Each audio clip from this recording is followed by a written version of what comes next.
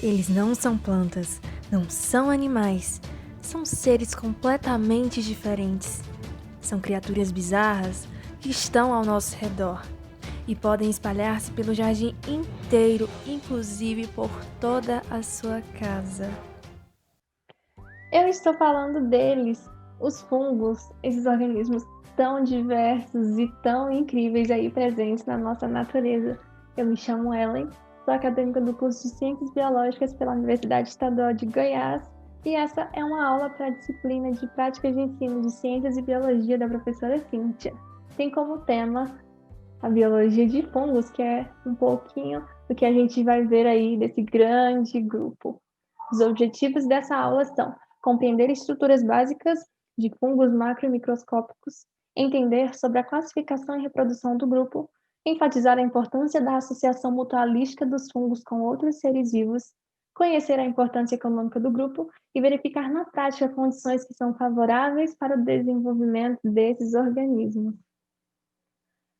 Os fungos, eles estão presentes aí em muitos lugares, em diferentes formas e tamanhos e cores. Aqui, por exemplo, tem a imagem de um cogumelo, que é um tipo de fungo, que eu acredito também que é o fungo que é a primeira imagem que vem à nossa mente quando alguém fala, né, de um fungo. Existem fungos que estão presentes também em nossos alimentos do dia a dia, como o pão. Existem fungos que estão aí em associação com alguns organismos, algumas algas. Você pode também fazer a criação de fungos, né, aí em laboratório, em meios de cultura, verificando colônias. Você pode também verificar aí no seu dia a dia a presença de fungos que são patógenos, outros fungos que estão associados a raízes de plantas e fungos aí presentes no substrato, no solo aí pela natureza. Existem fungos que estão associados também a troncos de árvores, fungos que você encontra no queijo que você come, no vinho, na cerveja, em decomposição aí, decompondo alimentos, frutos aí, pães, e fungos também como esse aqui que é chamado de o fungo vestido de noiva. Tem esse nome popular, né? São aproximadamente 100.000 espécies de fungos descritas em todo o mundo e não para por aí. Existe também esse daqui que acho que você já deve ter visto, que são fungos que causam mofo aí nas paredes das casas e se alimentando, né, de nutrientes aí, de algo, do concreto presente aí nessa parede e aproveitando da umidade também nesse ambiente. Mas quem são os fungos? Quem são esses organismos? Onde é que eles se enquadram aí na biologia? Qual grupo eles fazem parte? Então, os fungos, eles não são plantas. Às vezes você pode confundir, como por exemplo aqui, essa estrutura aqui de um cogumelo, pensa assim, ah, é parecido com o talinho de uma planta. Não, não tem nada a ver. Os fungos, eles não possuem cloroplastos como as plantas possuem, eles não têm clorofila como as plantas têm, e eles não sintetizam os próprios alimentos como as plantas fazem, né? Os fungos, eles são seres que são uni ou pluricelulares, no caso, os seres unicelulares são as leveduras, e os pluricelulares são os outros organismos, né, os outros fungos. Esses fungos, eles são eucariontes, ou seja, eles possuem o núcleo dividido ali do citoplasma. O material genético desses organismos está ali separado do citoplasma em si. E eles possuem os mais diversos tipos de hábitats, vivendo aí em solo, vivendo no meio aquático, habitando o próprio corpo, né, aí de seres vivos, de organismos, e eles têm um reino só para eles. Antigamente eles eram classificados junto com as bactérias, no reino Monera, porém eles possuem algumas características aí diferentes que fez com que os estudiosos e os cientistas colocassem esses organismos em um reino específico. E aqui, dentro desse reino, dentro do reino Fungi, tem aí uma variedade de espécies, de tamanhos, formas e cores, e esses organismos eles também possuem parede celular composta por quitina, que é um polissacarídeo, E tem representantes aí de fungos que é possível você notar a olho nu, que são os fungos macroscópicos, e os fungos que necessitam aí de o auxílio de um microscópio óptico, como é o caso das leveduras. Aqui. Em relação aos fungos que são pluricelulares, eles são constituídos basicamente por corpo de frutificação, por hifas e por micélio. Os corpos de frutificação são, vai corresponder ali à estrutura que é visível, a parte visível do cogumelo, e que também é responsável pela reprodução desses organismos. As hifas, elas são filamentos de células, aqui. As hifas vão ser filamentos de células, e essas hifas elas vão poder ser cenocíticas ou septadas, onde as hifas cenocíticas elas vão possuir um único citoplasma com muitos núcleos, e as hifas septadas, cada septo vai possuir, né, um núcleo ou mais núcleos. O micélio vai ser o conjunto de hifas aí que vai estar aí aderido a algum substrato. Esses organismos, eles possuem digestão extracorpórea, podendo jogar enzimas em um ambiente e absorver os nutrientes desse ambiente, só os nutrientes que eles necessitam, só os nutrientes que eles querem. Olha que interessante. E os fungos, eles podem ser saprófagos, fungos parasitas e podem ser também predadores. Os fungos saprófagos, eles vão obter alimentos aí da matéria orgânica morta. Eles vão estar aí presentes aí, exercendo um papel muito importante na natureza, devido a essa característica aí de decompor a matéria orgânica morta. Os fungos parasitas eles vão se alimentar de substâncias de organismos vivos, e os fungos predadores eles vão se alimentar de pequenos animais que eles vão capturar. Eles são classificados nesses 3 filos aqui, que é o filo Chytridiomycota, Zygomicota, Ascomicota e Basidiomycota. Esses 2 primeiros filos aqui, o Chytridiomycota e o Zygomicota, vão aí caracterizar alguns fungos, os fungos microscópicos, e os representantes, né, do filo Ascomicota e Basidiomycota vão representar muitos de característica micro e macroscópica. Em relação aos indivíduos do filo Zygomicota, eles podem ser de vida livre, parasitas de plantas e animais ou simbiontes, vivendo aí em associação com algum organismo. Quando de vida livre, eles vão ocorrer no solo ou sob restos de matéria orgânica, como é o caso do Pilóbulos, que vai crescer aí sob as fezes de herbívoros. E quando em associações simbióticas, vai estar aí associadas a raízes de plantas formando as endomicorrizas. Um fato legal e interessante sobre o Pilóbulo, ele é conhecido como a espécie mais rápida do mundo, devido ao mecanismo de descarga de seus esporos, que são dispersados como um tiro, atingindo uma distância de milésimos de segundos. Então, foi considerada a espécie mais rápida do mundo. Em relação ao Pilascomicota, eles podem ser encontrados nas formas unicelular e multicelular, e suas hifas vão possuir septos perfurados. Como exemplo, né, desse grupo aí, nós vamos ter os bolores verde-azulados, vermelhos escuros, que estragam os alimentos, mas também vai encontrar nesse grupo aqui as leveduras e alguns fungos que vão ter importância aí na indústria alimentícia, né? Os fungos comestíveis, como por exemplo a trufa e a morquela. Em relação aos indivíduos desse filo aqui, Basidiomycota, nós temos os cogumelos e temos as orelhas de pau. Muitos desses cogumelos aí também vão ser comestíveis, vão ter importância aí na indústria alimentícia. Existem 2 classes que são importantes aí na área patogênica em relação a plantas, que são os Teleomicetes e os Ostomicetes. Os Teleomicetes eles vão ser representados aí pelas ferrugens nas plantas e os Ostomicetes representados pelos carvões. E eles possuem, gente, um papel muito importante aí, sendo decompositores fortes, fundamentais na ciclagem de nutrientes. E esses organismos, eles possuem 2 tipos de reprodução, né? A reprodução sexuada e a reprodução assexuada. Na reprodução sexuada, não vai acontecer a fusão de núcleos, e ela pode acontecer por meio de brotamento, por meio de fragmentação do micélio e por meio da esporulação. Em relação à reprodução sexuada, ela vai acontecer entre 2 esporos N, ou seja, 2 esporos haploides.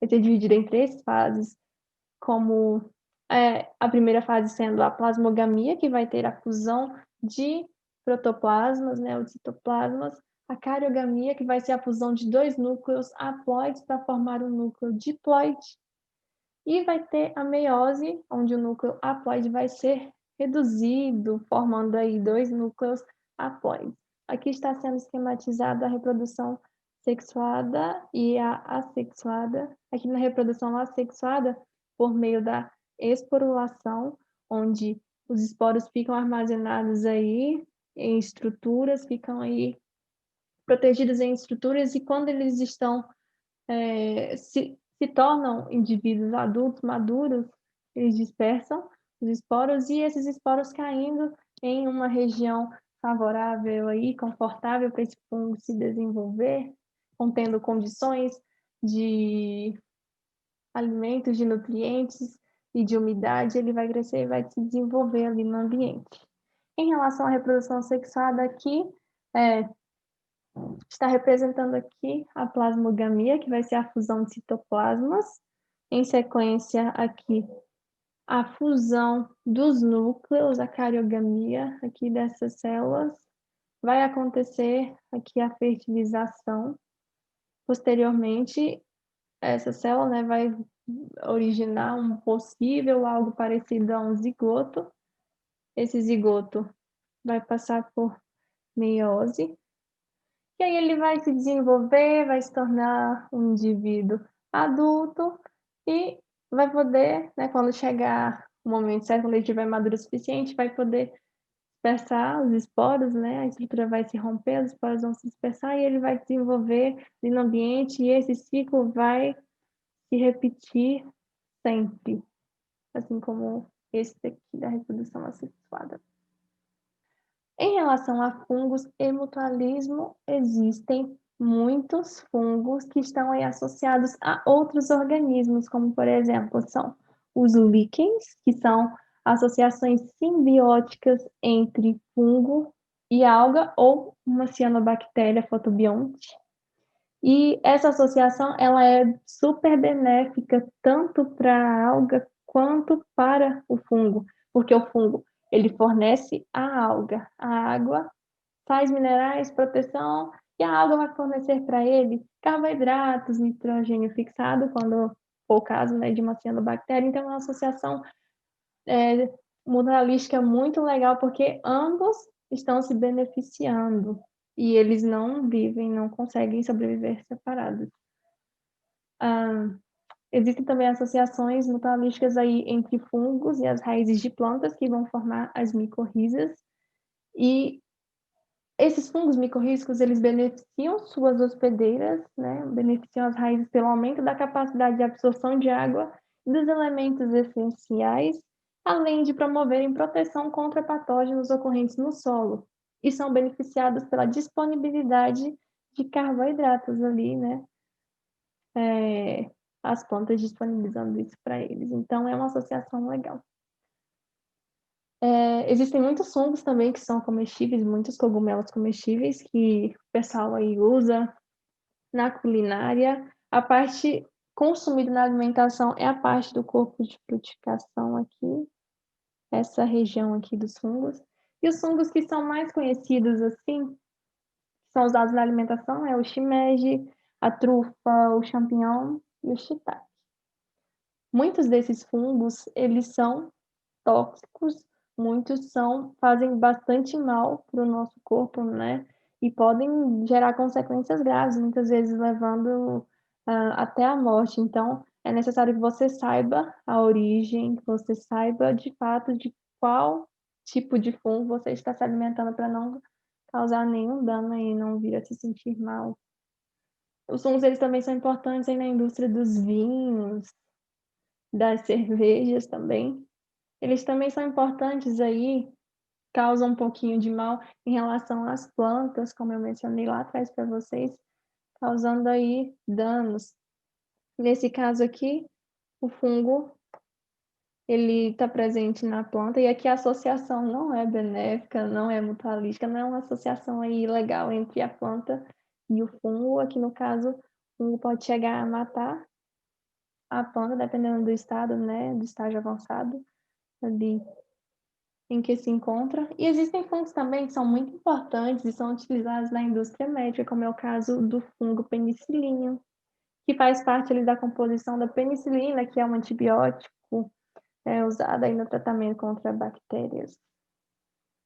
E existem fungos também, gente, que causam alguns problemas à nossa saúde, como, por exemplo, micoses, estrieiras no pé, sapinho, a candidíase, que aí vai acarretar mulheres na região íntima, e o fungo causador desse tipo de doença, da candidíase, é o Candida albicans.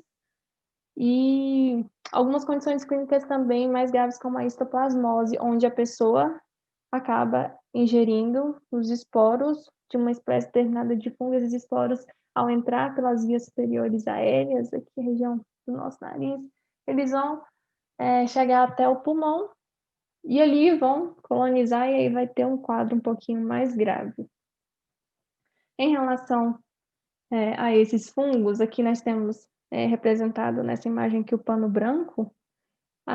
O fungo, esse tipo de fungo, ele vai se alimentar do pigmento que dá a coloração da pele. Eles vão estar geralmente em formatos de colônias, como é o caso aqui dessa imagem. Eles sempre vão estar assim em círculos. E é interessante, no caso aí, um momento aí de dicas de higiene pessoal, de cuidados com você, é necessário que você evite usar meias mais de uma vez, um par de meias mais de uma vez, porque o pé dentro de um tênis aí, você passando o dia inteiro calçado nesse tênis, isso vai causar um ambiente úmido, um ambiente legal para que os fungos venham a se desenvolver, né? Fungos aí presentes na atmosfera venham a se desenvolver aí, e você utilizando essa meia mais de uma vez pode causar infecção, pode causar micoses aí no pé, nas unhas. Em relação a roupas íntimas também, evitem utilizar roupas íntimas, tanto homem quanto mulher, roupas íntimas de tecidos sintéticos. Usem roupas de tecido de algodão, que o tecido de algodão ele vai absorver ali a umidade e não vai deixar que aquela região fique propícia para o desenvolvimento de infecções. Então, os fungos, eles necessitam, para eles poderem se desenvolver, eles necessitam de condições que estejam favoráveis, que tenham o alimento que eles necessitam e que esteja úmido, que esteja legal. Então, para essa aula, eu propus uma atividade experimental, que eu tirei como base do livro de Ciências e Biologia Experimentos para a Sala de Aula, e é uma atividade onde busca-se verificar se a umidade influencia no desenvolvimento de bolores em pães, em diferentes tratamentos, em diferentes experimentos. Por exemplo, a gente vai testar nesse experimento a umidade, se a umidade favorece no crescimento na geladeira, próximo à luz solar e dentro de um ambiente escuro, como por exemplo foi um armário. Então, gente, para esse experimento, eu utilizei saquinhos transparentes, desses saquinhos de mercado mesmo, mas você pode usar também papel filme se você quiser. Usei o barbante para poder amarrar esses saquinhos bem amarrados, para não entrar nenhum tipo de ar e nem partículas. A tesoura para poder cortar esses barbantes. O borrifador com água também para você umedecer alguns dos pães do experimento, ou que você tiver em casa aí para umedecer. E eu escolhi 3 marca-textos para diferenciar os meus experimentos. Marca-textos de cores diferentes, mas você pode usar o que você tiver aí na sua casa. Você vai pegar e vai precisar de 6 pães. Pode ser pão de forma, eu escolhi fazer com pão de forma, mas você pode usar também com pão caseiro. E desses 6 pães, você vai pegar 3, vai deixar 3 úmidos e 3 secos. Aí você pega 3 dos pães e você molha bem molhado. Cuidado para não umedecer demais, para não encharcar demais, senão vai dar ruim no seu experimento. E você pega esses 3 pães molhados e amarra bem amarrado no saquinho, pega os 3 pães secos também e amarra bem amarrado no saquinho. E aí, eles vão ficar assim. E você vai pegar de parzinho, pega um saquinho com pão seco e com pãozinho úmido e você vai marcar no barbante mesmo. Por exemplo, eu marquei de preto aqui para diferenciar os pães que eu ia colocar na geladeira. E aí eu pintei. Você pinta mesmo para identificar, para você não misturar com os outros. E aí você coloca na geladeira. Peguei outros 2 saquinhos, um de pão seco e um com pão úmido. E eu pintei eles com o marca-texto rosa para diferenciar dos outros. Esse eu coloquei perto da janela para receber a luz solar. E aí eu pintei de novo também aqui o barbante. E é interessante que você identifique desses pães quem que é o pão que é úmido e quem que é o pão que está seco, para você não misturar e para não dar resultado diferente do seu experimento.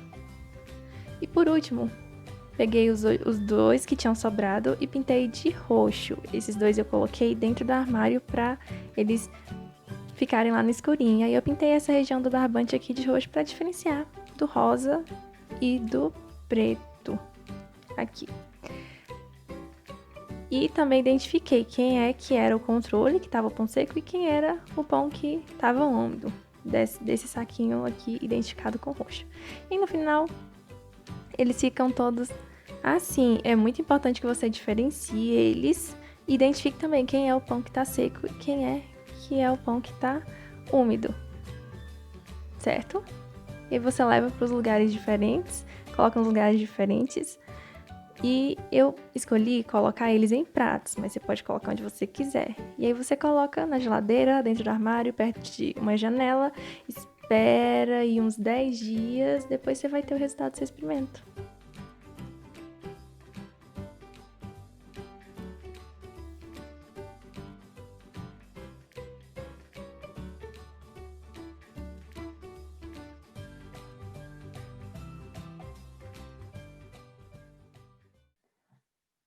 Em relação a esse experimento, você pode nomear esses experimentos, né, esses saquinhos, por exemplo, para o tratamento aí do pão colocado próximo à janela, você pode colocar A1 e A2, no armário escuro pode ser B1 e B2, na geladeira C1 e C2, fica a seu critério.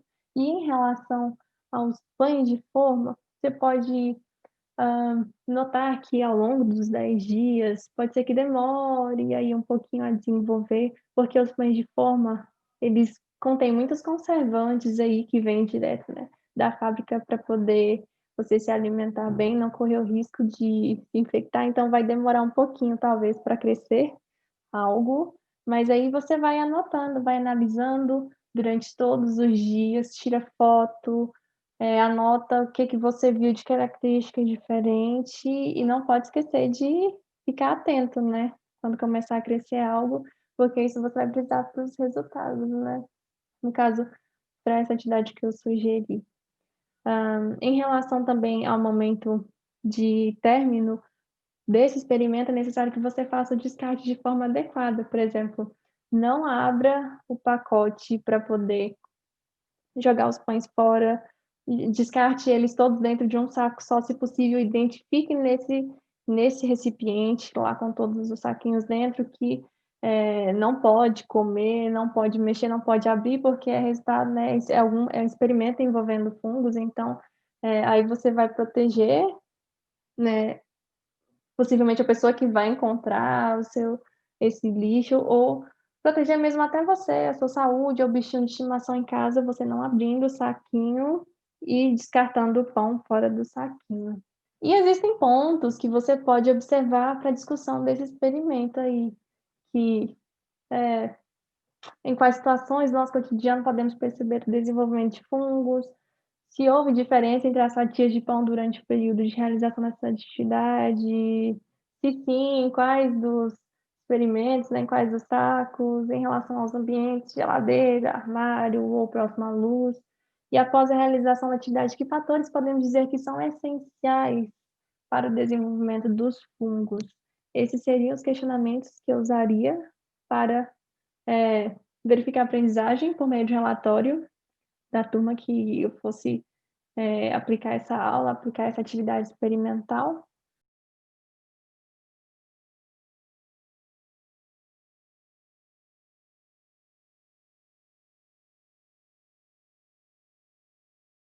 É isso, aqui estão as referências que eu utilizei para essa aula, os sites usados. E muito obrigada pela atenção aqui. Eu espero que tenha ajudado um pouquinho vocês a compreenderem um pouquinho mesmo desse grande grupo de muitas características. E é isso, muito obrigada pela atenção de vocês. Se inscrevam no nosso canal, assistam as outras aulas que estão bem legais aí, comentando sobre vários grupos da biologia e várias formas aí de você, professor, poder ministrar as suas aulas de uma forma mais prática, de uma forma mais experimental, fixando melhor o conhecimento e entendimento dos seus alunos. É isso. Muito obrigada pela atenção até aqui.